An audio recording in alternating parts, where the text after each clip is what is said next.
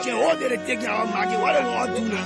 Well, I'm a graduate of the state-run university, and everywhere I have applied, they are asking me for 10 years experience, and that is impossible. We the AFL them widows, the government promised us our husbands benefits, and up to now we can't see it. No good road, no good school. The health sector poor. Now anything that can jack a bottles, then politicians stay giving us empty promises. What? All right. Good afternoon, good evening. Based on your location to all of our esteemed followers, today is another great day, and I want to welcome you to the Humanity Conversation. The Humanity Conversation is a podcast that highlights major human interest stories and development in Liberia and in other parts of the world. Today is Thursday, September 25th, 2025, and I'm Morrison Dassin Jr. serving as co-host on the Career Guide segment with my co-panelists who are going to join us too. So today, what we'll be having for you guys on the podcast today, we'll be joined by our guest, Mr. Blamo Outland, CEO of LRB Shape Express. So we're going to take a few minutes of our theme song, and then when we get back, we're just going to go straight to our guest, and then What happened move now? on from Who there. could just, in fact, who rather lay in a complaint to? They will listen to what they in power. In the election time, people know how important. After election, when we thought they say we are Muslim minority. Yeah. They say the evil in man does live after him, but the good is often tear with his boot. So let it be. All right. We are back again. If you just joined in, this is the Humanity Conversation, a fascinating podcast that brings you all the happening relating to human interest story. So today we are back. Welcome back to the program, and I would like to talk to our other panelists. From there, we just going to go straight into the conversation. Gentlemen, welcome to the conversation. Thank you. Thank you, Morrison. All right. So today I'm just serving as the co-host, and Mr. Paul is responsible for the career guide segment on the humanity conversation. I'm just going to go through a brief history from our guests, and then Ambassador Doe will pick it up from there, and then the rest of the panelists can ask questions to our guests based on your own understanding.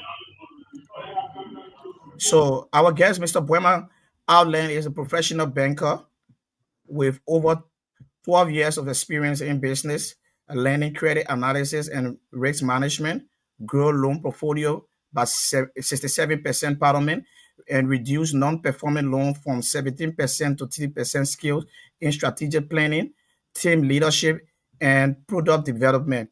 He holds a Master of Business Administration and BA Banking and Finance from the University of Liberia Graduate School from 2001 to 2024, a Bachelor of Arts BA Accounting and Public Administration of the University of Liberia from 2015 to 2020, a Diploma in General Electronics from the Booker Washington Institute 2025 to 2027, Professional Certification, Risk Management, and Compliance. So we'd like to say welcome to the Humanity Conversation. Thank you again. It's a pleasure being on your platform this day.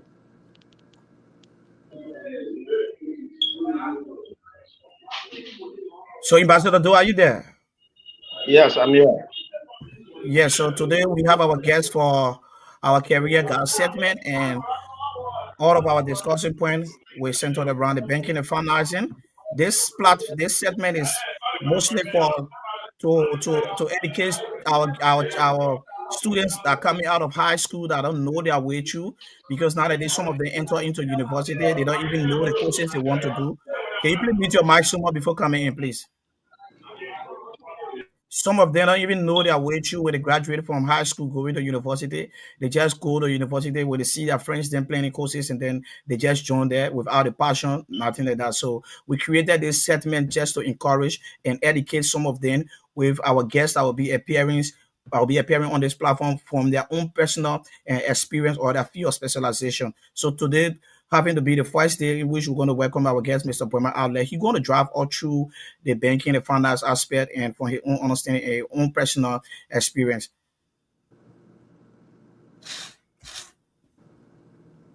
So, Mr. Do, you can pick up from there.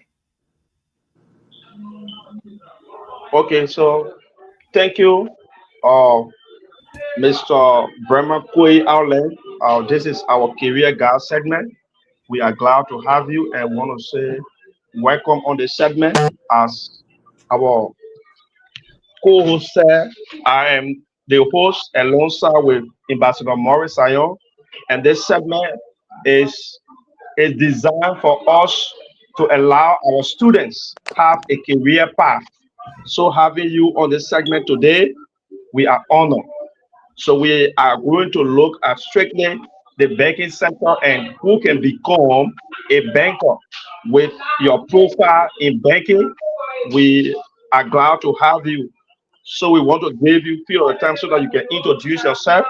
So our many listener and follower, and then tell us who you are. Just for a few minutes before we can go through the questions to know the challenges and how somebody can become a banker or how somebody can work in the banking sector. Thank you so much. Okay, so Mr. Doe, it's actually a pleasure. I'm so grateful for the opportunity, and also thanks to Morrison for a 40-minute opportunity to appear here. I'm actually impressed by the work that you guys are doing. It's something very commendable. We need more of that in our society, right? Providing guidance to young people, providing assistance to the less fortunate in society. Those are things that I also feel passionate about. Coming up, being younger than this, I always had that passion for doing something about assisting humanity. I've tried out uh, forming organizations for that purpose. I wasn't very successful.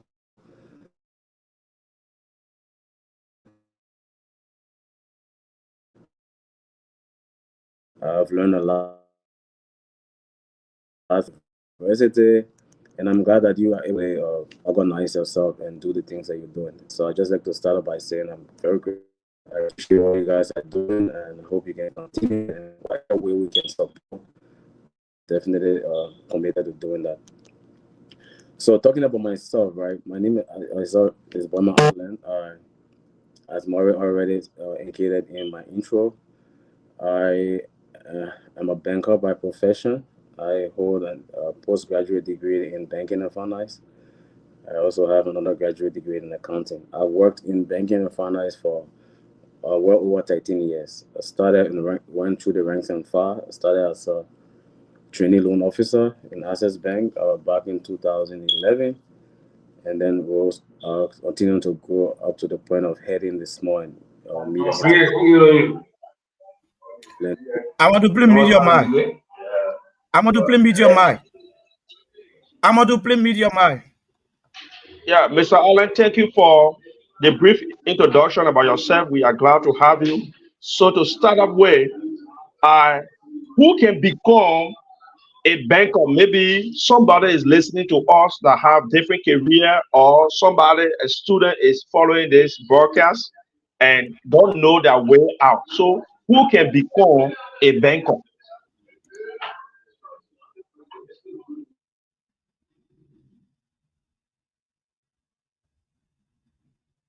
We pray to get our guest back. So I think he tried to do some setup, or probably he having some technical issues from him. But anyway, while we await our guests, I would like to say welcome to the conversation, my dear brother Amadu. We miss you in a way. We miss you, to be honest. Yeah, because you're one of the strong force behind the Humanity Conversation podcast. So we say welcome to the conversation, and we hoping to hear that your dad is doing well now. So seeing you back, I think it made a lot of sense. So we say welcome to the conversation, Amadu. It's great to be back. He's trying, not 100%, but we're still fighting to see how best we get the best medication for him. It's fighting. It's something that is hard to accept, but my God, so we just keep praying. It's not too well. We just try to got it trying, and I hope that everybody keeps in prayer. Yes, it's good to be back. All right. So thank you so You much. guys hear me? Yeah, we have you. Are you guys? I just, Yeah, we have you. sorry about that. Okay, so the question was, who can become a banker, right? So, first of all, in order to understand who can become a banker, we have to understand what the whole banking industry is about, right? And if you understand what the banking industry is about, then you can make a decision as to whether you fit in that. Then we talk about the qualities that are required. So, what is it what's the primary responsibility of a bank? A bank serves as an intermediary, right? Like a middleman between those who have what we call surplus and those who are, having deficit. If you did economics, you know about surplus and deficit unit, right? Those who can save a little more than they can spend have surplus, and they have that amount of money. Sometimes they have a saving. So at every given point in time, you as an individual can fluctuate between having surplus and also being deficit. For example, if you take your pay today and you made $1,000 and your expense was around 500, you can afford to keep the extra 500, right? So in that particular scenario, you have surplus. Then that money you take and you go to the bank and you put it there, right? You want the money to grow. On the other hand, I took my pay, I made 500, my expenses are $750, right? So in that particular scenario, I become a deficit unit, right? Because I have a shortfall of $250. I need the extra $250. You, Morrison, on the other hand, have excess of $500 that you don't need, but you need to grow that amount, while at the same time, I need to benefit from that. So I can approach you directly and say, Morris, loan me the extra $250 that you don't have use for, and I will pay you a particular fee at a time in the future. So the bank is that unit that facilitates that transaction between those two units, right? Those who have excess, who can save more, and those who need it. So the bank takes the money from those who have the surplus and will loan it to those who are deficit. Who are the deficit unit, who don't have, who are shortfall in their budgets. So they take it and they pay a fee, which is interest, and then we take that interest, give some to Morrison, who has the $1,000, who had the extra 500, and then we keep some for ourselves, right, to run operations and pay our staff and other things. So basically, that's what banking is about, right? Also, that bank also facilitate trade, right? They help people grow the businesses. Like I said, if you need money to grow your business, you want to approach the bank, right? They provide loans for that. If you need to move funds around, right, the banks are also providing that opportunity for you to do that.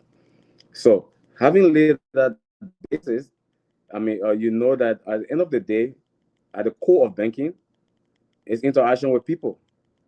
So I would say, to answer your question directly, in order to become a banker, you need to have people skills, right? You need to be someone who can interact with people, right? So you must have passion for helping people grow their businesses, meeting their financial goals, right?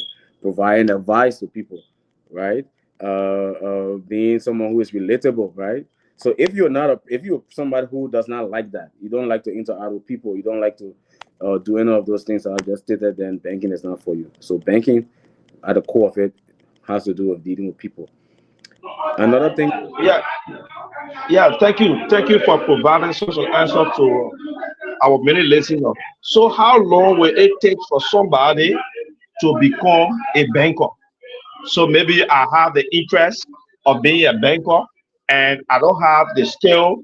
I don't know what I really want to do, but I see people wearing fine coat suit, nice when they coming home. So I want to become, I have developed the skill now. So how long will it take me to become a banker? So before I answer that question, I just want to add the last two characteristics, right? You need also to have integrity, because obviously you have to be honest and have integrity, because you'll be dealing with people money, right? Most people don't last long in the banking sector because they don't have self-control. They steal people money, right? They mismanage people funds. So obviously you have to be someone who has self-control. You have to have honesty. I survived in the banking sector for 13 years without any scandal, because I was taught at a very age, right, the importance of being, of an honest person and to have integrity. So those are key attributes that you actually need. To answer your question, right, how long does it take? I think everything is relative, right? And you have to also have the opportunity. right? Regardless of the skill set you have, you need to have an opportunity to be able to put your skills into practice. So if I were not recruited by a financial institution, I would definitely have not ended up to become a banker, right? And there are different roles in the bank. So being a banker is just this big, umbrella that covers everything. But there are different roles in the banking sector, right? There are some people who are into, credit, right? There are people who are front desk people. There are people who are into risk management. There are people who are into treasury, you know. There are people into money markets. These are different, sectors of in the banking. There are people who are in the the supervisory role, like regulatory, work, people with the central bank and things like that. So all of these things, all of these people in those roles can, to some extent, be considered to be bankers, right? As long as they are, providing the services that banks offer. So how long it takes to become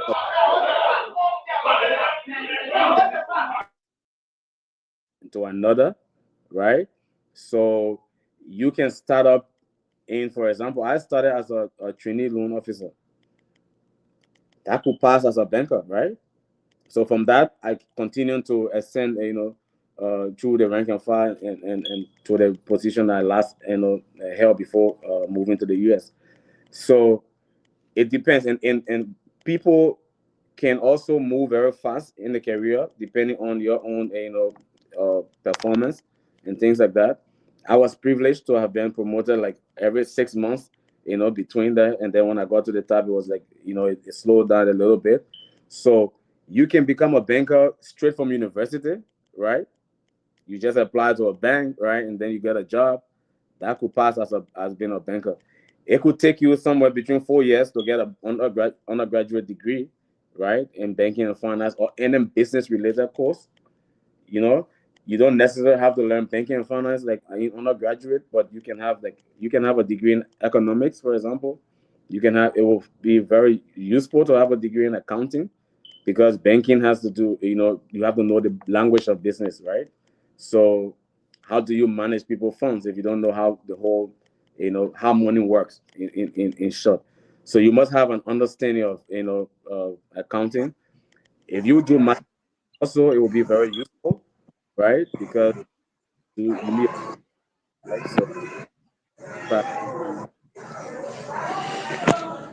so your Yeah, Please actual, mute your mic, Ambassador Murray. Please mute your mic.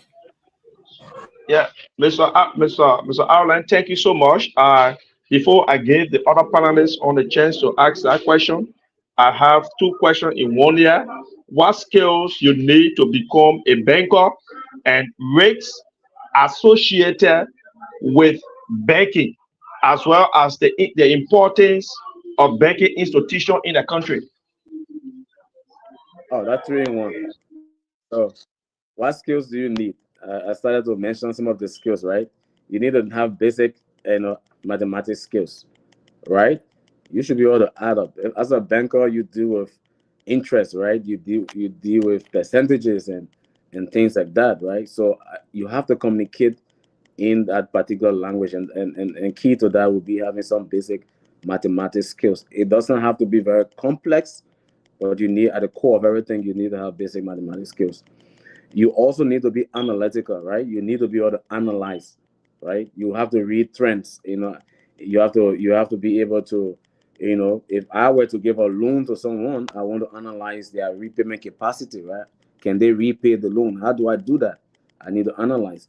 I need to understand the condition of their business, right? The environment in which they operate.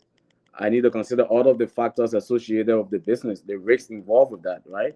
As to how they will be able to pay and to predict as to whether they will default. So I have to be analytical. So those are that's another skill that you need. You also need to be a good communicator, right? Because you need to be able to communicate. Basic. The people you deal with most often are not people who are schooled in finance. So as a banker, you need to be able to communicate those basic terms to them in layman's sense, so that they understand exactly what you're saying. So those are key. Those are the things, those skills that will come on top of my head, right? When I talk about skills that people would need. All other skills will be complementary. All other skills you can acquire later on. But I think to be successful, you need those three basic skills that I just named. You talk about risks, right? there are so much there are risks associated with banking.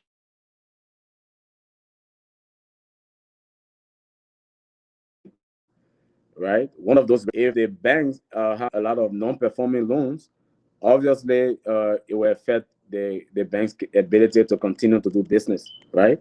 So that's why we go in depth to understand our customers in order to be able to loan to them. A repetition risk is very key, because if, for example, I give you an example, right? If you heard on the radio, if you hear on Facebook that a particular bank is noted for fraud, right? There are a lot of fraudulent activities going on. Or, for example, one or two times you go to the bank and you're not being able to get you're not being able to withdraw money from your account. You might panic, right? And there might be a run on the bank. Everyone will decide, say, hey, that bank is going down. Let's go there and and collect all of our money. And if there's a run on the bank because of repetition or because of something that happened, that could affect the bank. Because if everyone goes to the bank and withdraw their money, there will be no bank, because the banks thrive on people's money. The money that is in the bank is not for the institution it's not for the bank as an institution. It's mostly depositors' funds, right?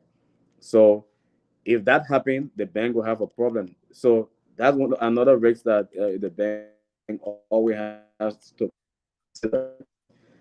So there are other risks regarding the environment, political risks, and I don't want to go in depth into all of these things, but just suffice to say, those are some of the risks that we'll have to deal with as a bank. Your third question was the importance of banking for our society, right? Obviously, with our bank, those who are deficit units, those who want to grow their businesses and don't have the means, will not be able to do that, right?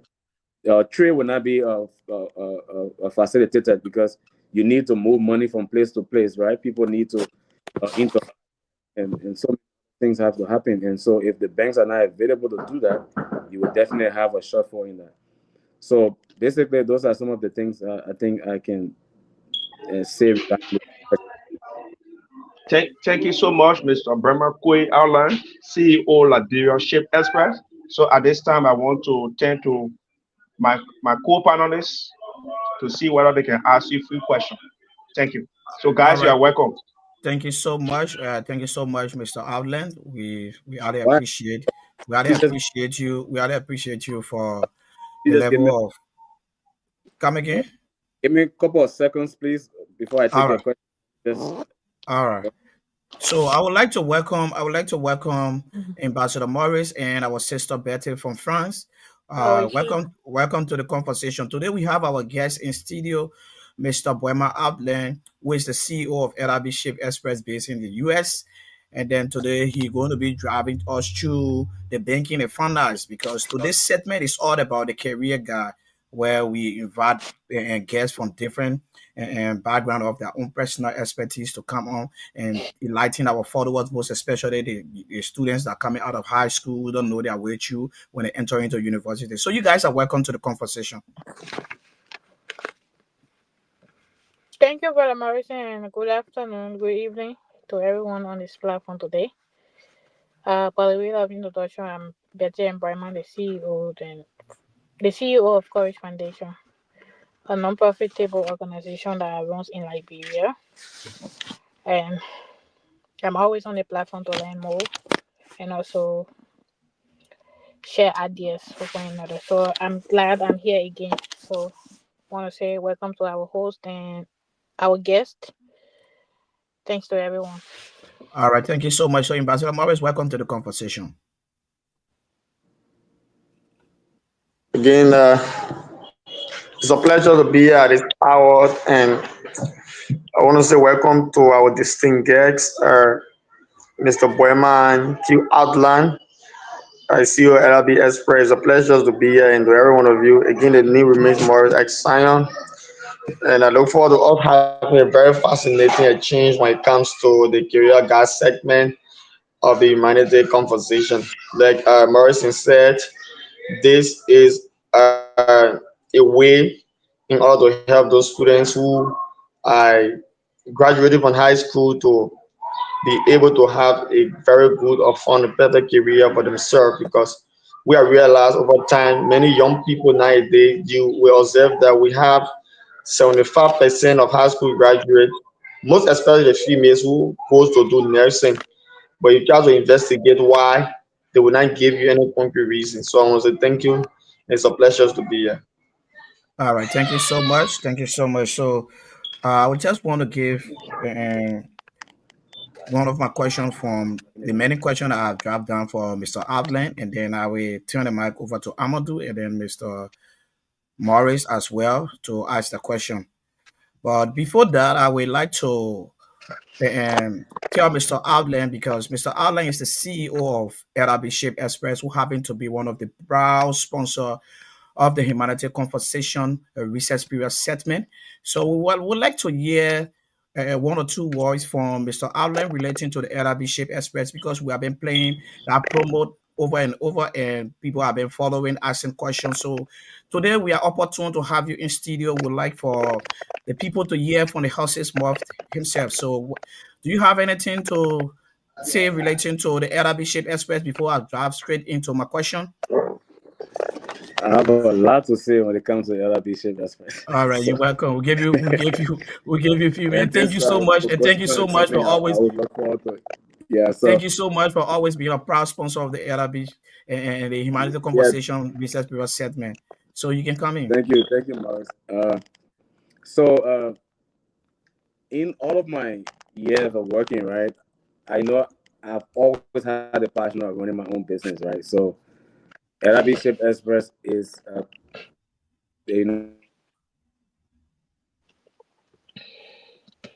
of all these in working, banking, and finance, and you know, trying to understand how business work. And so, at the end of the day, you want to put into practice all that you've learned. You know, when you work in a financial institution, you want to see how organized things are and things like that. So when I moved to the US, I thought of establishing and investing into the shipping industry, right? Because there's so much need. A lot of Liberians here in the US need to move stuff back home from time to time. People in Liberia also need to have stuff moved to them. They need to buy, right? And one thing I realized is that Liberia is not like a hub for so much international, trade, right? You have plane moving to Liberia once in a while, like say once every other day. And so we thought to form LRB Ship Express to provide that, ease in terms of people moving their packages from America to Liberia. We also understood that there were a lot of constraints, the way it was being done, right? So we did a market survey to understand some of the constraints. Key amongst those was communication. People were not communicating properly. You ship your stuff. Most time you don't know where it is in the whole global logistics. So we needed to provide that. Customers will be cost was also an issue. It was too expensive. A lot of people are charging a little too much. So we came to this space to be able to provide affordable, shipping for our people. So that's how we decided to form LRB Ship Express. We only hearing your It's voice. We only new hearing on your the block, voice. but it's making headways. We only hearing your voice, We Mr. are, Outland. moving stuff. It started off at a pace that it surprised me, and I'm so grateful for the reception I received from Liberians here in the US and even Liberians back home and people like you who are helping to promote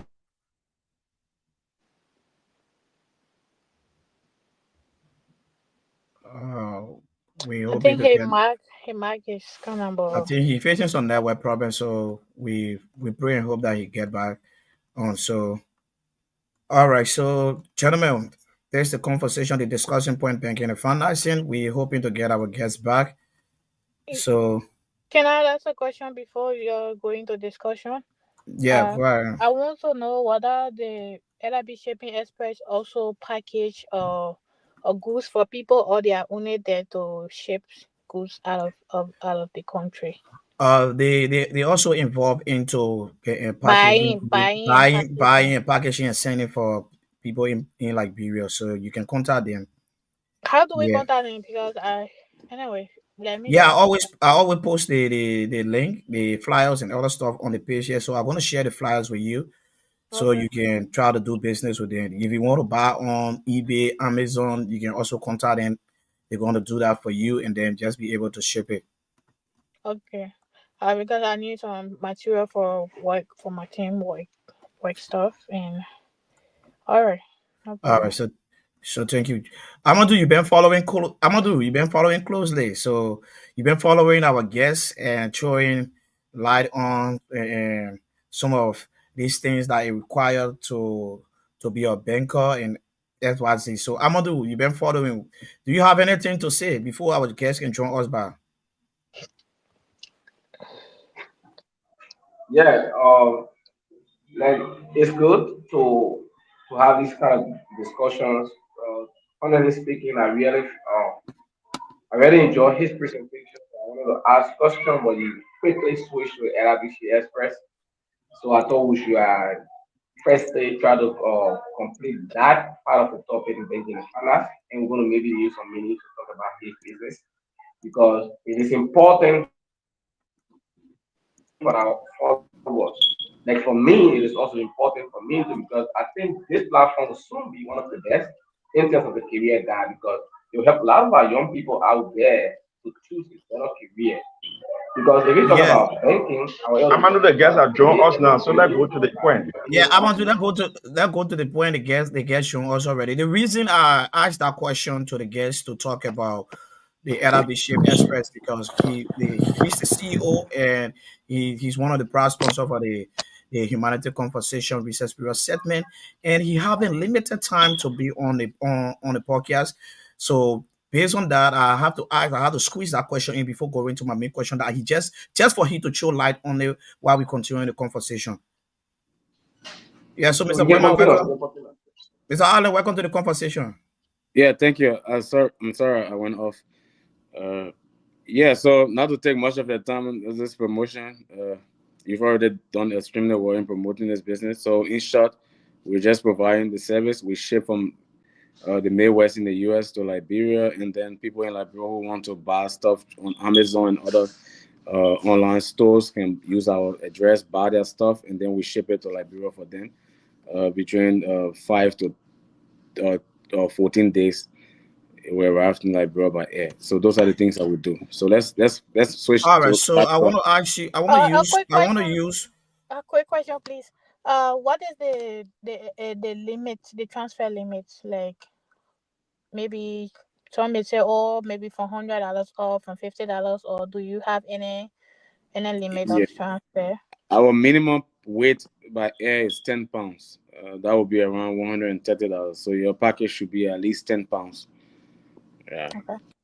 Yeah. Okay. All right, so Sorry, but I'm Morrison for cutting no you off. problem. You're welcome. So I want to use one route okay too by Mr. Allen. So you want anything, So yeah. then we send to you. All right, so Mr. Allen, are you there? Yeah, Hello. I'm here. Yeah, so I want to use one route okay too boy.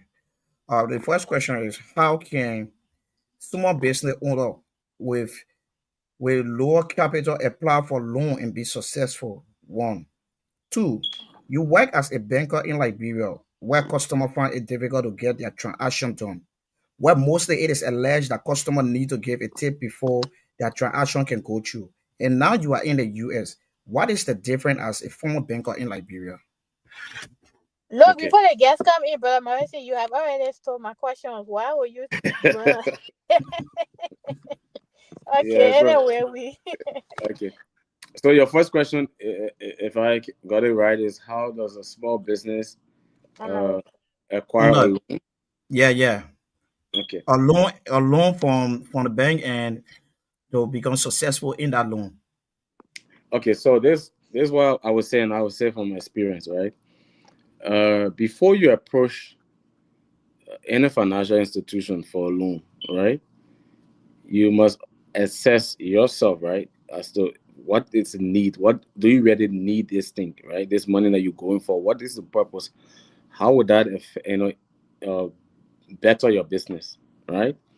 And that's a mistake most people make because money is available does not necessarily mean you must take it. So you in by yourself must already have a plan for approaching the bank for a loan, and do your own, layman analysis of how you intend to repay that, right? So first, you must have a loan purpose, right? And you must know your business, because when you take a loan, you have to repay it. You know how your business runs, right? Your income stream. So if you don't understand how you make money, how much money comes in at a particular point in time, you will not be able to properly plan to repay that loan. Because you must know your business, your cash flow, right? How your money comes in and goes out of the business. You must be able to do that. If you're a formalized business, I'll encourage you. If you're not formalized, for example, you don't keep record of these things, I'll encourage you to do that so that you understand your business before approaching the bank. And so once you have that understanding, then you can approach a financial institution. Because the first thing they'll ask you is, what is the purpose of the loan? Right? You must be able to explain to them, and you must also demonstrate your capacity to repay, which will be through their assessment. Right? So, for example, for the bank that I work with, Access Bank, we were dealing mostly with the informal sector and then the formal sector, which are at a higher level. But once you approach us, we'll give you a loan officer who goes there, and do analysis of your business. So we were mostly like looking for people to disburse loans to help them grow. So in other institutions, you have to approach them, right? So whatever the case is, you go to the bank and you make an application, right? And they will assess to see as to whether you qualified. And you need to be truthful with the information you provide. Because most time in Liberia, people were saying the Access Bank money, like Gina money, and this and that. It was mostly because you asked for money under the pretext of improving your business, but you took it and you bought a private car, or you went to have your son's graduation party, you did other things. Obviously, if you do not put the money in the business, you will not generate sufficient, income to be able to repay the loan. So those are things you must consider, before approaching the bank. Know your business, have a clear loan purpose, right? And then you approach the bank. When the loan is given, make sure you use it for the intended purpose, because that way you will be able to boost your revenue and then be able to repay the loan. And you asked about some of those bad practices, right? Yeah. Tips and other things. The institution I work for, we made it, very clear to our staff, right, that those things were unacceptable.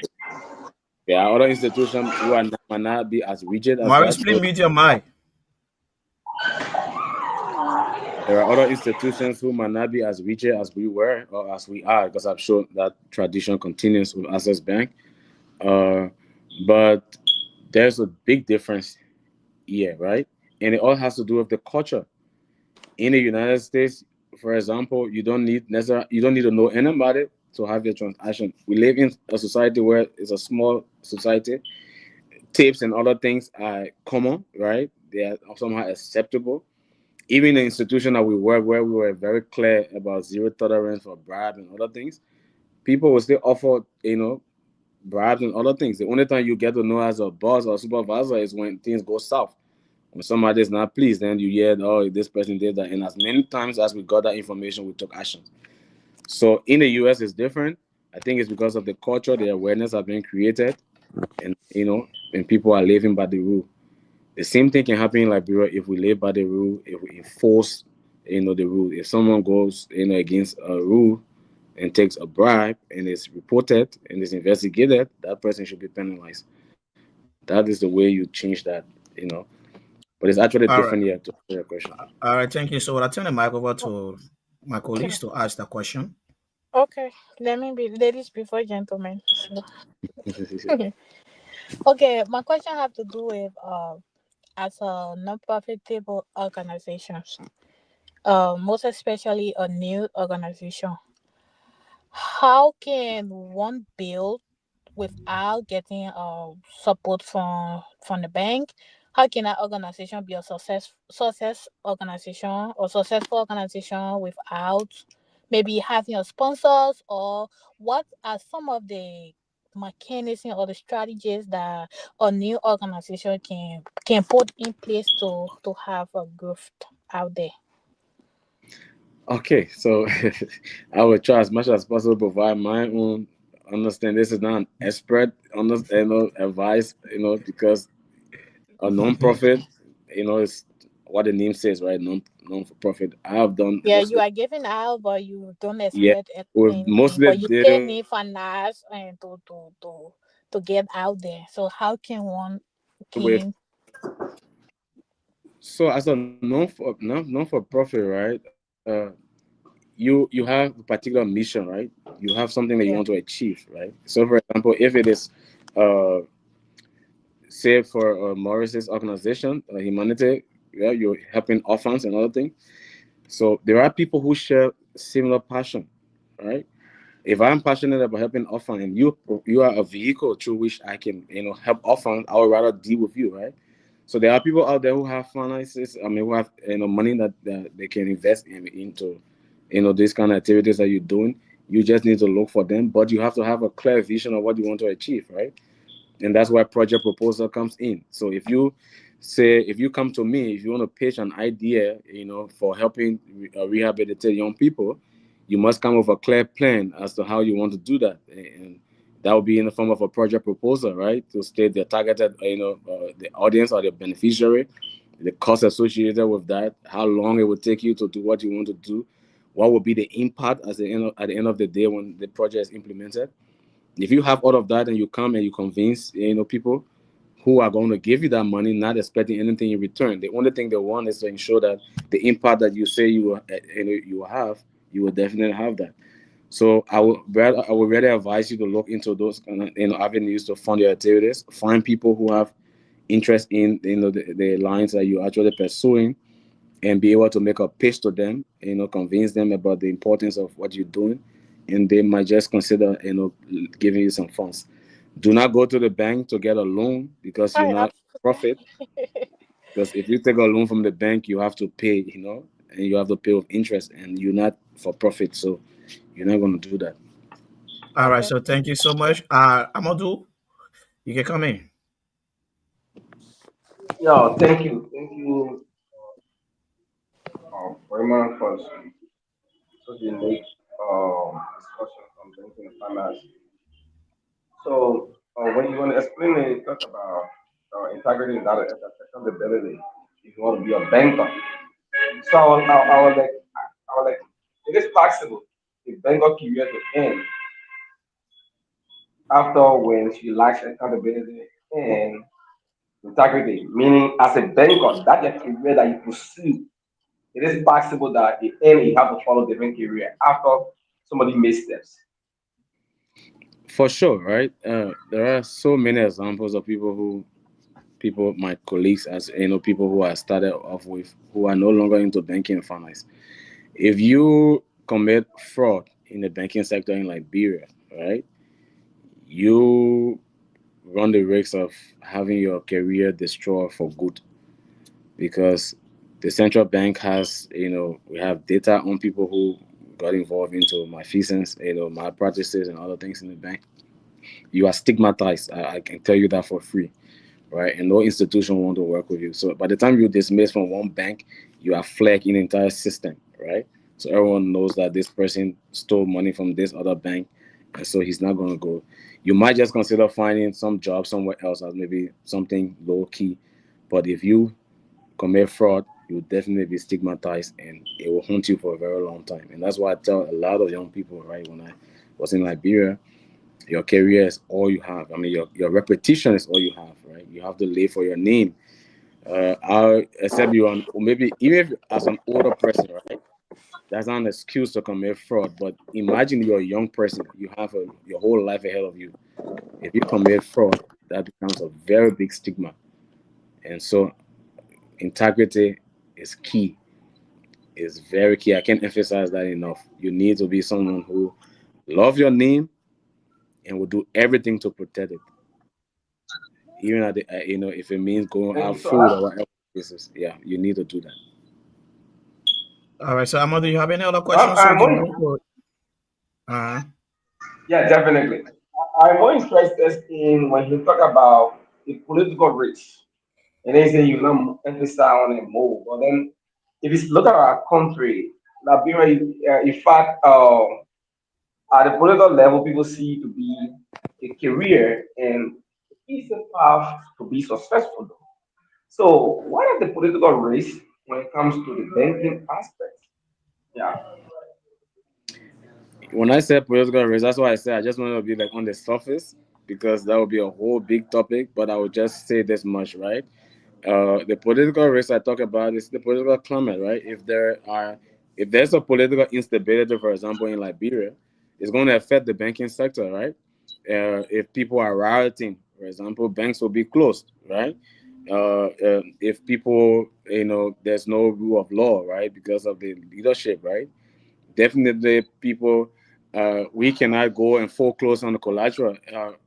We cannot go, Frank, I mean, we cannot go and foreclose on the collateral through the court system, right?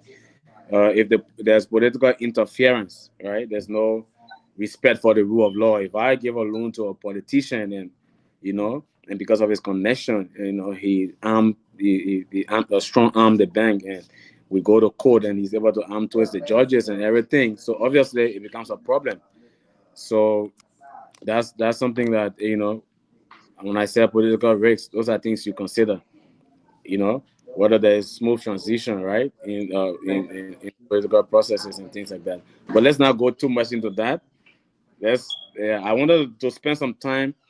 There was some important information I actually wanted to share about this whole thing about career. I wanted to dispel some myths that people have, young people. And those are things, if you give me an opportunity, I could just, run through them, and then we can Yeah, ask yeah, other questions that, yeah. I think that would be that would be okay for us. So, Ambassador Morris. So I know you want to ask Yeah. question. Like I know you Yeah. want to ask Quickly, I question. just have two questions.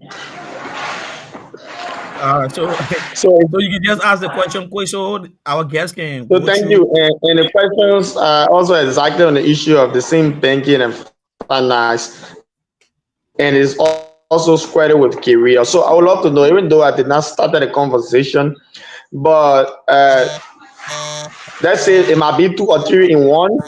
Let's see the time involved in becoming a banker, the advantages of becoming a banker, and what are the resources or the finances that involve, the capital that involved that can establish one and also become an access to others. So I answered the first question about how long it takes to become a banker, and I said it was relative. Right? If you leave university today, or even a high school, and a bank recruits you, obviously you pass that test of being a banker, right? So, and you can grow, into different phases. You talk about the advantages of being a banker. There are so many opportunities, right? If someone is at the height of their career in banking and finance, at the core of that is integrity. That person is considered to be someone of integrity, and people want to deal with you naturally, right? You'll be considered to be a professional because you cannot ascend to that level if you are cutting corners and if you don't have integrity. You are respected. That's one of the advantages, right? uh people say, oh, banking, they don't pay, not too much money in the bank and things like that. But I think it depends on the institution you work for. Some banks pay relatively well, right? So that is something relative. They might not be as it might not be as lucrative as other sectors, but I think the prestige and everything that comes with it is an advantage, right? And the understanding, right? If you work through banking and finance, you are able to manage institutions, your own businesses, like I'm doing right now, with Leadership Express. So those are advantages, I can consider. All right. So thank you so much. I think you can just go through what you were about to say in terms of Yeah. So, some of the important things you wanted to stress. One minute, so please. 1 minute, please. Please, I have to leave the live. I will be following the conversation, but I have to run through one or two things because I'm All going right. back to work. So, All right. Thank you so much, Betty. Thank you. okay, and thank you too to the guests and everyone. All thank right. you so much. I would like to start by saying, right, there are many times that people are pressure when it comes to career. Young people, there's this myth that you must figure everything out by the time you hit 20. You must already know what you want to achieve in life. I want to be a doctor. I want to be a nurse. I want to be this. But that's a myth, right? You don't necessarily have to figure everything out. I didn't figure everything out, and there are so many people like me who didn't figure everything out. life evolve, right? So in choosing your career, there are just basic things that you must consider. You must ask yourself, what is it that you're passionate about, right? So passion is it's very much important because every day you wake up, right? Your career is what you do for a long period of time. So you must have a passion for it. Otherwise, you'll be grumpy. You go to work and you just murmur and everything, right? So in choosing your career, ask yourself, what is it that you're passionate about? And then you must also develop the requisite skills. So if you're passionate about banking and finance, then the next step would be, what are the skills that I need to, to thrive, to be successful in banking and finance. So I talk about having mathematical skills, right? You have to be analytical. You have to be, have good communication skills. So these are skill set that you need to have in order to be able to become successful in banking and finance. And then the next thing is, in that particular set of things that you need to have, you also need to look for opportunities. So if you want to work in banking and finance, you have to find opportunities that are available in that particular sector. If you want to work in nursing, look for opportunities. Opportunities for education and opportunities for work, right? So there are opportunities like internships that you could explore, right? And you need to be able to consider, those things. And so coming out of high school, like I said, you don't necessarily have to know exactly what you want because things will evolve, right? But just do your self-assessment and know those things that you're actually are passionate about. And you could also do something I consider very much important if you are making a decision, right, as to what career path to take. You want to talk to the people who are in those different career path that excite you, right? So if you're excited about banking and finance, you want to talk to people like me and say, okay, what is it like being in banking and finance? What is a day like in the life of a banker? That person will be able to explain. You can ask questions like what you wish you had known before entering the banking and finance sector. Some unpleasant things that happen in the banking and finance that person will explain to you, and then you can make a decision as to whether there's something I want to pursue, right? If it is nursing, for example, talk to a nurse and ask, what is it like, in the day of a nurse? How does it play out?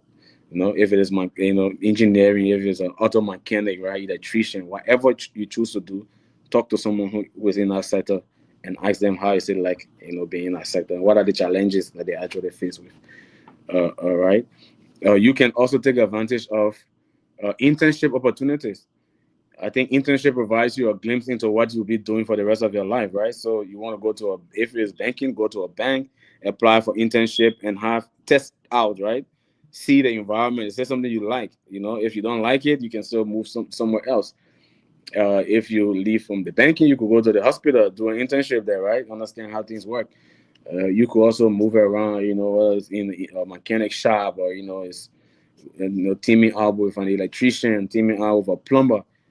Have that hands-on experience, in terms of what are those things that you actually be doing, right?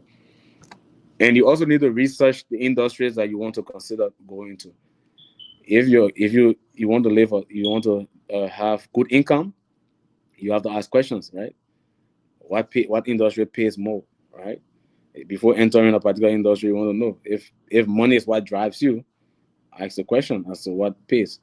If making impact is what drives you, you want to also research that, understand, right? Then you have to focus on something different.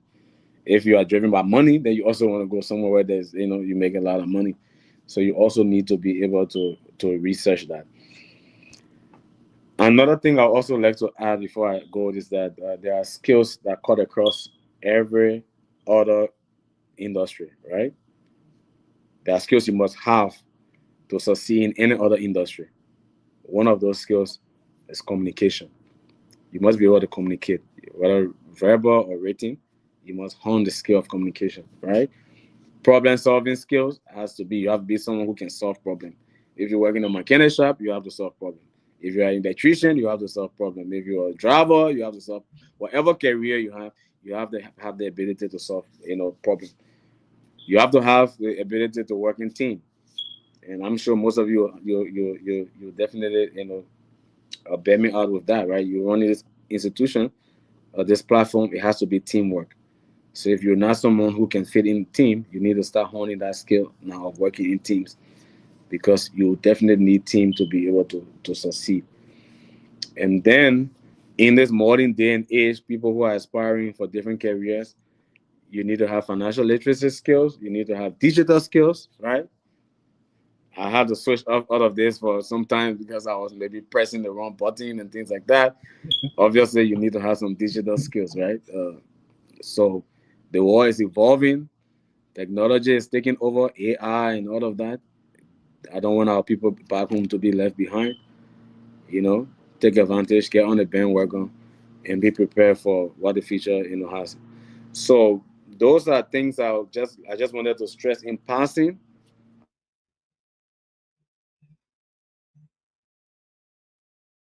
I hope it may set everything now. Things can evolve. I have evolved a whole lot, and that's what I want to conclude on. Right, in my career, I've evolved.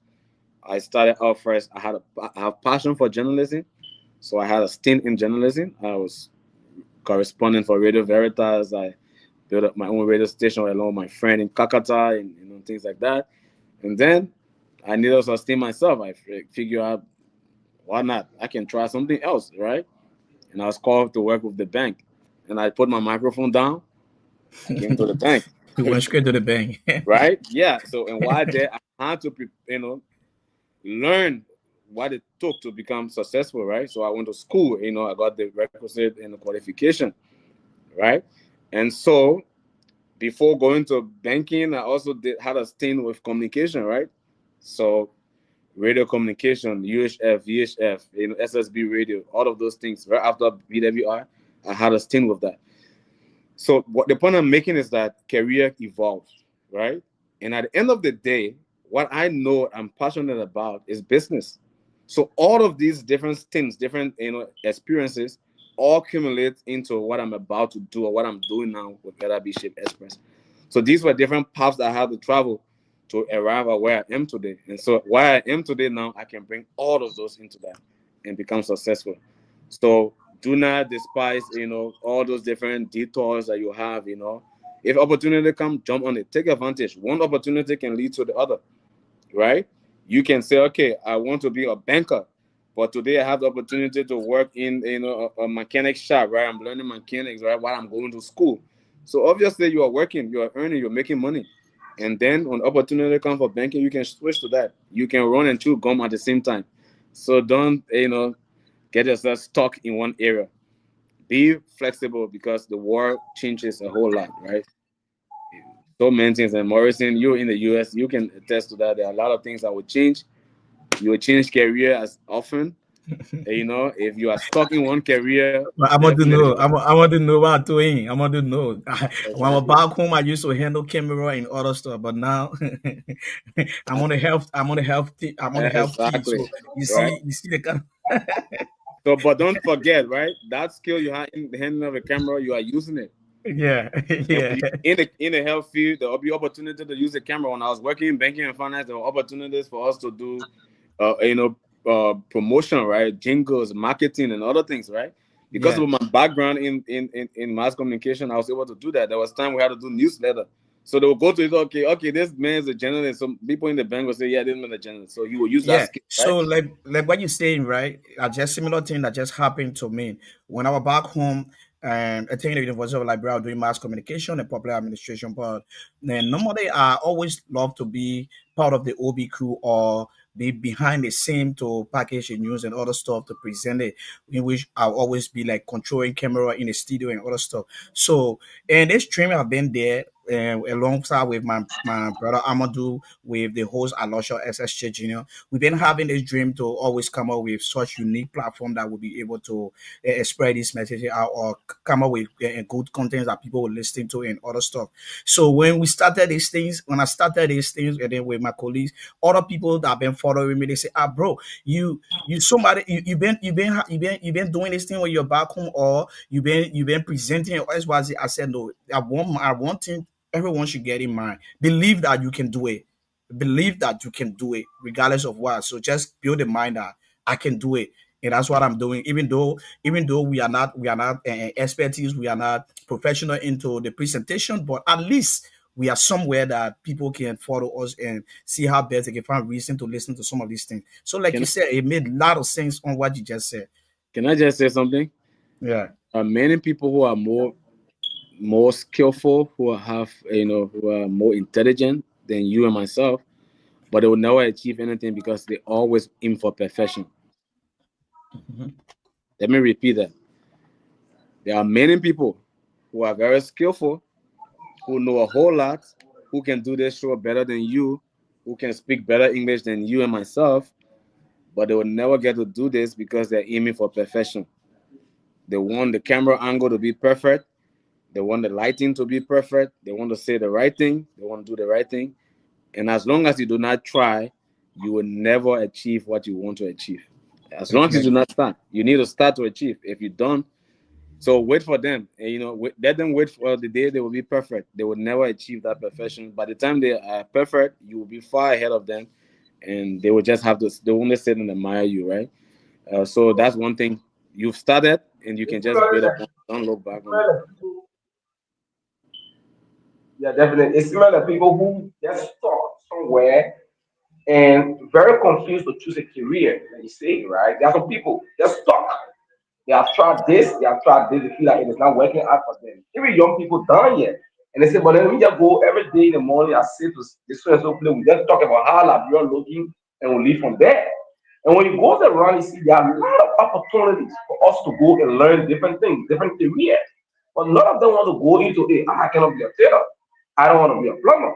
I don't want to be a carpenter. That's the wrong part But of it. there's a Because stuff in you, but you kept doubting yourself. What do you have to you're say? right. So when I came from and that's why I would say to every young person, right? Do not be afraid of getting your hands dirty. There's dignity in labor. And one thing I've learned, and I would like to share with all of you, right? From personal experience, apprenticeship is the fastest route to achieving success. Apprenticeship, being under someone, shadowing with someone, learning what they learn, is the quickest way to achieve anything you want to achieve in any career. I give you an example. I've taken I took 13 years to be where I am in banking and finance, right? You, Amadu, don't need to take 13 years. You can skip all the hurdles, all the hardship I went through, everything, by just teaming up with me, working in my shadow and being an apprentice. You understand that? Yeah. Someone who did carpentry, when he was learning I have an carpentry, experience of exactly. working with a So financial we have a financial background, and then it was depending on me to do many of the work. I'm telling you, that's reality. that's the Yeah. shortest cut. That's the shortest route to going far. So what took me 13 years don't have to take you 13 years. It doesn't have to take anyone 13 years, because 13 years included sleepless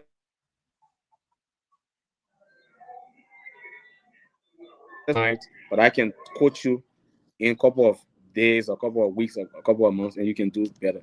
The same thing with driving. Somebody took 3-4 years to perfect the skills, right? If you go to them today, they will teach you the shortest way to get things done. So our young people need to prioritize apprenticeship. You need to. If I tell you some of the things I've done as an apprentice, you won't believe it. You see me, you see all glamour, right? But there are things I had to get my hands dirty. I have to sit by someone, learn something, and you just have to be flexible. Because at the end of the day, what matters is that what you earn, there won't be rating on. There's not no tag that will be on it to say how you got the money. If you went to the store, no one asks you how you got the money. You will spend the money, and you will definitely be pleased with what you've done. So Yeah. So apprenticeship. so yeah. So thank you so much, Mr. Outland. I think the host and Ambassador Doe can just come in because we are running out of time, and we have to let Yeah, you go so that you can I do have to.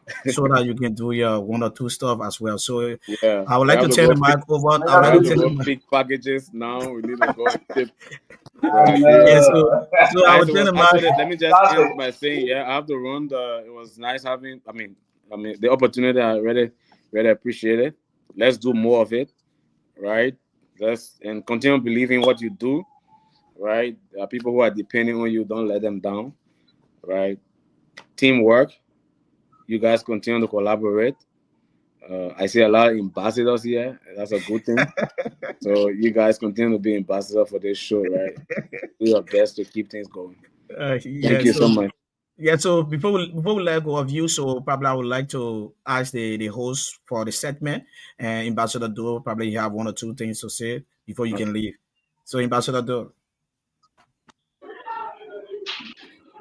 Yeah, thank you, Mr. Bremer Outland, CEO, Liberia Expert, for accepting our invitation.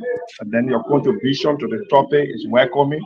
We believe that our kids, our students, or somebody somewhere who listen to you today will have that passion and desire to identify that career. So we want to say thank you for your time, and we look forward to interacting with you more. Thank you for today. All Thank right, you so so much. let's just squeeze Ambassador Morris in, and then we can let go of you. Let's just squeeze Ambassador Morris in. So, thank you, Mr. Hotline. It was a pleasure having you on the platform. Indeed, like I said, the conversation was something fascinating. And I believe people out there, like Mr. Paul, those said, many young people out there today have understands what banking and finance is and what they can get involved. How can one be successful in this life? So again, I want to say thank you. We are humble and we look forward to having many of these conversations with you in the nearby future. Thank you so much. All right, so Amadu, 1 minute. Amadu, 1 minute, then we can let go of our guests. Amadu. Yeah. Oh, Mr. Batman Online, thank you so much. My father lives here anyway. It was Oh, great okay. having you, and thanks for everything. We learned a lot, and it was great. And hope that our family back there will start telling me like you have to work with LRBC expert to send on one computer, or my laptop, or my plane. But it was great Yeah, having yeah. you. At least that will give me a lot of money, and then I can sponsor the show more.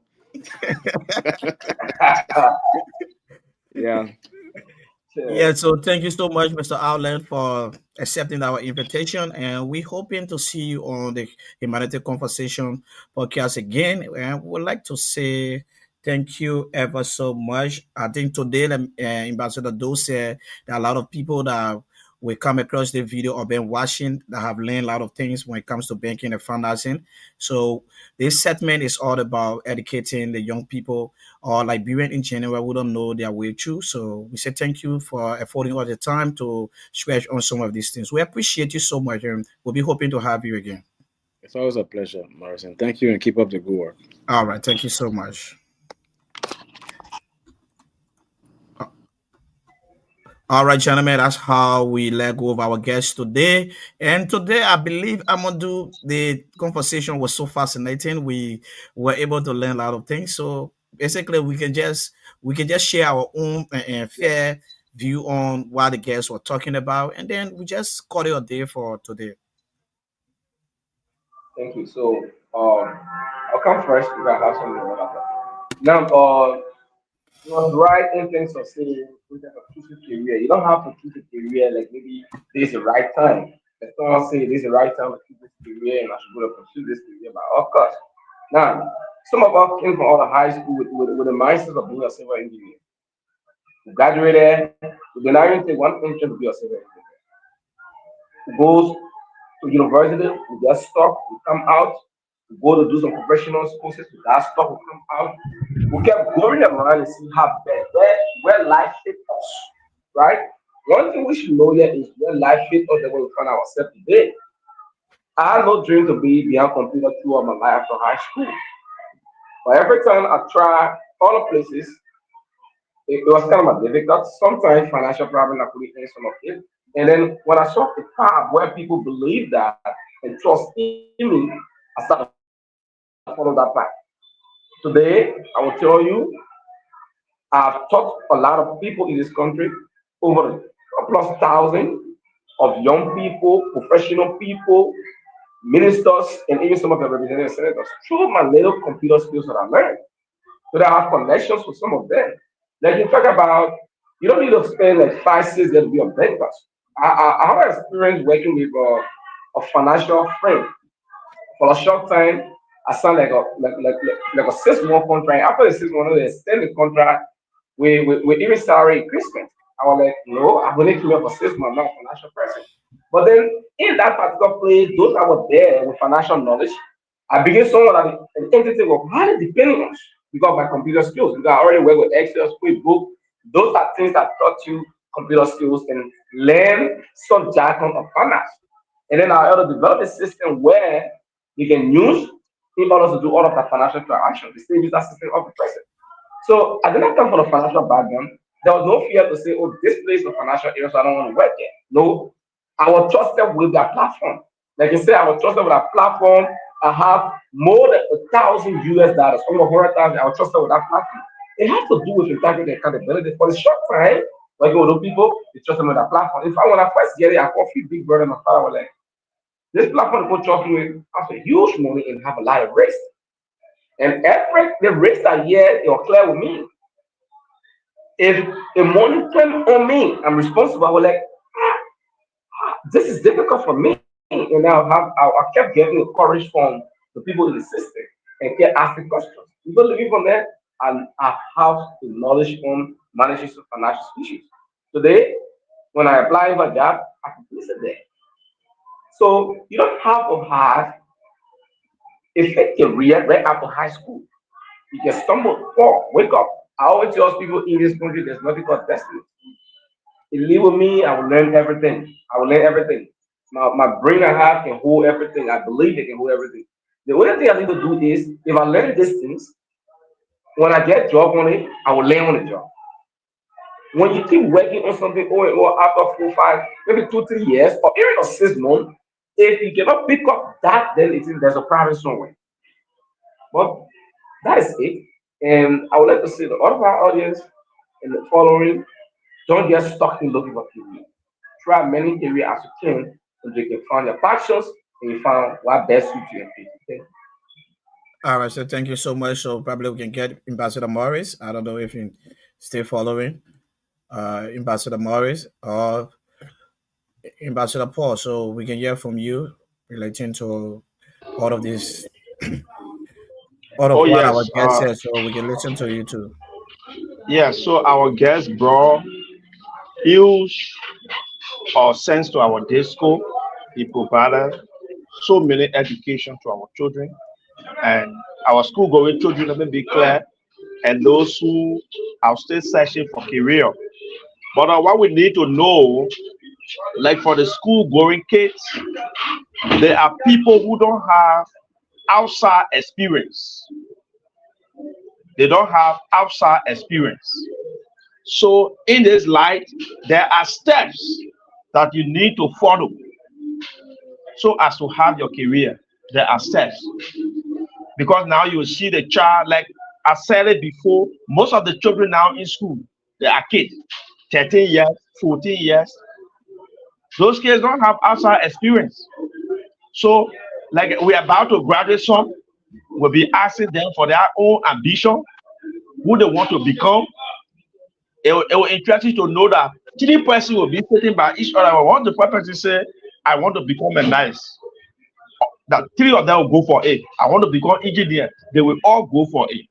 So there are things, there are steps you need to follow. And those steps, the first thing I said it initially is to have a mentor. He said it, our guest said it. You need to go around people that will nurture you. Somebody must nurture you regarding the career, regarding who you want to become. In that way, you can be successful. But you see, for us, we have the exposure now, as Amadu was saying, that he has not worked with any financial institution. But since he graduated from high school, he has been around, he has a contact, he has a connection. So he just had that bravery. But a child who have not had that experience to even talk to 4 or 5 persons regarding work and want to have their career, they must follow this step. Sometimes you have a battle. So this is why, like for the at the level of the school, All we need to do is we need to have a career day program. We need to have a career day program where we call people with different career to talk to our students how they can acquire their own career, how they can become a professional journalist, how they can become a professional doctor, a professional engineer, and the list go on.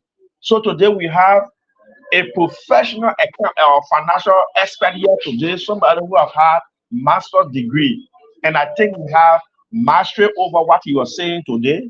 I really enjoy his conversation. He brought a lot of sense to the disco, and I think he did extremely well for us. And we need to continue the program as time goes by.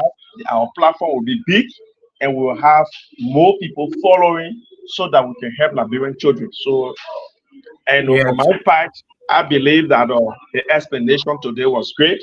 It's just that I have and one question to ask, but because you're pressed with time, to distinguish between the retail or the commercial bank and the investment bank.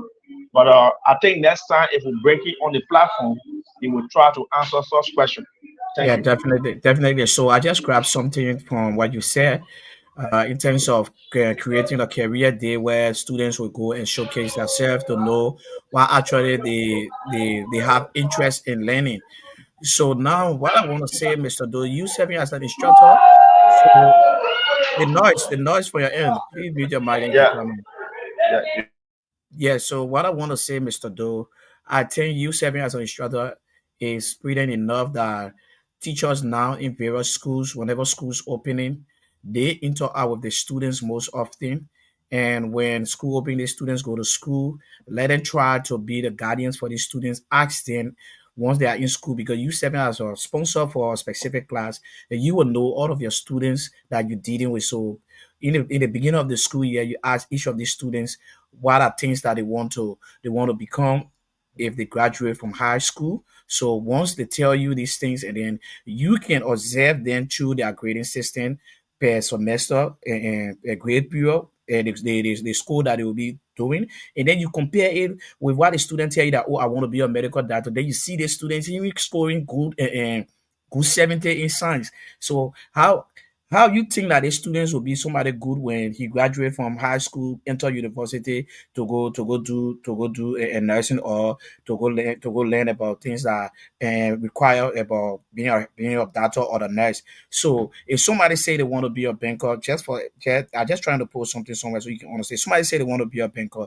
like the guest said, they have to involve themselves with mathematics. They have to be somebody that will be on top of their game to know their various figures and other stuff. So if you ask the students, say, "Oh, what you want to become if you graduate out of high school?" The students say, "I want to be a banker," and then you serve as a sponsor for that class during the first period grade and the grading system. You notice that the person didn't even score good and a good 50 in math. So how you think when the person graduate from high school and the person can go to university, they will become somebody good in the banking sector or elsewise. So I think it's time now you guys that serving as an instructor in various schools to try to get some of these things on your file to be more acquainted with your students, ask them for their personal career if they graduate from high school, and compare it with their grading system during the course of the academic year. Yeah, Morrison, I agree with you. So all we need to do is to introduce the career day program on the campuses or in schools across Liberia. Because when you introduce the program, you need to, just as we are doing here now, you need to bring people from different walks of life, from different professional background to explain that, for instance, I am an agriculturist.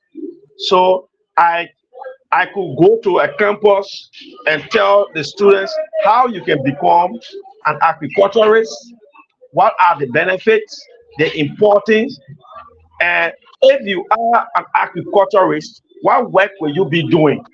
So more than 200 to 300 students that will be listening, somebody can develop the passion of becoming an agriculturist. So all it takes is to introduce that program, and schools need to be rebuked about it and make it very effective. Maybe you can take 1 week now, because since we have the Gala Day activity being very restricted now, I believe that schools will be having career day program now, because there is no parade, there is no street parade now. Street parade has been banned in the country. You can parade, but maybe on a stadium or in a closed environment. So all we can do to open the horizon of our school going children or kids is for us to introduce career day on the campuses or on campus or in schools, and invite people who have a lot of professional and knowledge to talk to them. And I believe that some of them can develop their passion to become who they want to become. But instead of today, graduation have started in the country. If you open a program sheet now, see somebody career pastor. That person, even in they can even pass Bible, but they won't be pastor. They can't even go. Give out the men I want to become. I see they were talking just now. Somebody say they won't be. Somebody say they won't be Bengal. They won't be Bengal. The person You can get even pass. The person can pass mark. So how the person will be Bengal? So we got a lot of work to do in Liberia. Yeah, so you see, that's the reason this platform is very, very much important to our people back home, most especially the parents back home, to pay attention to this identical segment on the humanity conversation. If you don't want to follow all of the segment on the humanity conversation, at least you can just pick one or two that you can follow for the sake of your children, so that they can be able to be educated. Because not a day you put data in your phone, you go on Facebook, you either see the other blogger saying this, the other blogger saying that, and you see, if you go in the comment section, you will see a lot of different comments and other stuff. You see the comment section will be full, a lot of crazy thoughts and other things. But when it comes to things that would be so educative to them, they don't pay attention to it. So I think now it's time for the parents to start telling their children the importance of some of these platforms that are so educative to them, so that they can pay attention to it. So, gentlemen, I said thank you guys so much. We are running out of time. Time is our greatest enemy. And today is Thursday, which happened to be the last day of the week for the Humanity Conversation podcast. So we would like to take one parting comment from each of you guys, and then we call this or Dave, and then I just try to do one or two things for my end as well, you guys, and then we prepare for the weekend for the next week for our show. So, Amadu, I will start with you. Thank you. Thanks, and Mrs. Show, like you said, I'm here. Just it's not an easy thing. Carefully, my dad is trying, watching the one with the others, and this is the place we decide to come. And I want everyone following this show. I want to say thank you so much. Thanks for always following us. We might not be the experts or those people you wanted to listen to or the best voices in the media. But one thing for sure, this platform is here to discuss things that are very much essential to society. Those are things that radio should be discussing. Those are things that they should be discussing in Vera Taisha. Those are things we're discussing. It's not just about going to these places and talk about one representative, one ministers. I'm sorry, but I know there's an easy path to go, because we believe that you talk about them and they're going to call you one day and say, but you can be independent. You can be independent once you are ready, once you focus on doing things. Nigeria is suffering nations we all know, but you have to do something to get the connections, to get people knowing you, because it's important. We in a society, a space that we have to learn new things every day. So it was great being here, and I hope that next we will come back so stronger. Thanks so much. Yeah, thank you so much. So I take Ambassador Do, and then I read out the comment from people that are following us, and then we just call this a day for today.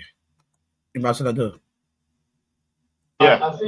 Yeah. So We are happy for this segment, the career guide segment, and it is Mr. Brema Kwe Outline was our first guest, and he did well. You'll be remembered in history for being the first guest on this segment, and it is our hope that we'll always bring professional that will help our kids and or those who are still suffering from that to identify their own career, to follow the show and know how you can have your career.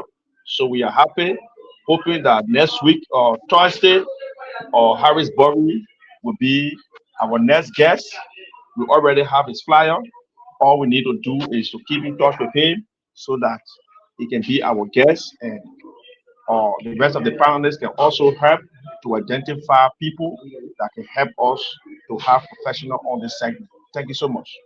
All right, so thank you so much, Mr. Ambassador. So for today, I will go straight to our comment section, and then we having Amadu Morris following, and here we have Thelma Edward, who happen to be the CEO of Extended Hands Liberia. Following, she said, "Great work, team. Still trying to join." And then we get Dudu following. Okay, Dudu is one of our key followers, always following the humanity conversation. We say thank you so much, Dudu, for always following. We will come up with something so unique for people that will be following us. Our top things will come up with something unique for them. So keep following us, Dudu. Thank you so much for following. We also have Anectus Tumo Boplet. Thank you for following. I'm watching from Brazil. Thank you.